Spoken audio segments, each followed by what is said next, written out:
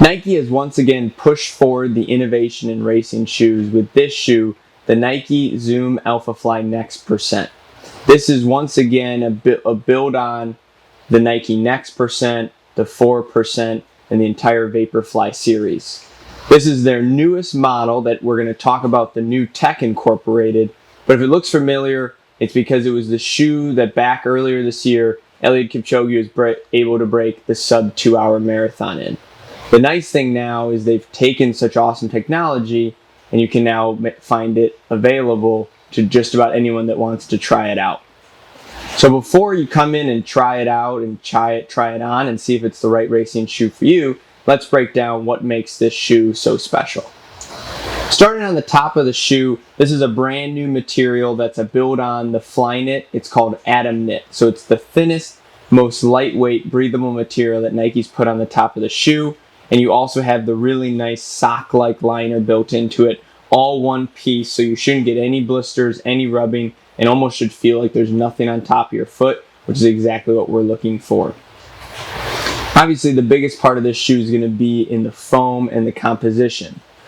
What we'll do is we'll talk about what's different from the Next Percent. So the Next Percent had Nike Zoom X foam plus a carbon plate, and that combination gave awesome energy return. It was super light, super bouncy, and you were seeing it on just about the feet of anyone trying to run a fast marathon or any other race like that. So a lot of people were wondering, how could Nike make that shoe and that technology faster? And they did it with these two exposed Zoom AirPods in the forefoot, along with adding more of the Zoom X foam throughout the shoe. So now you not only have more foam, especially built up in the heel to help load the plate, but then in the forefoot, when we're actually pushing off and getting that energy return, you've got the increased AirPods here that are going to give us even more bounce. So overall, the goal of the Alphafly is that you should get even more energy return and more bouncy, springy feel when we're running fast than in the previous iterations of the Vaporfly series. On the outsole, they've redone it, so you get some really nice, durable, blown rubber outsole here. This is going to be awesome because it's going to help with traction, it's going to help with grip, and it's also going to just make sure that in the forefoot, where we're hopefully striking when we're running quicker, we're not going to just tear this thing apart.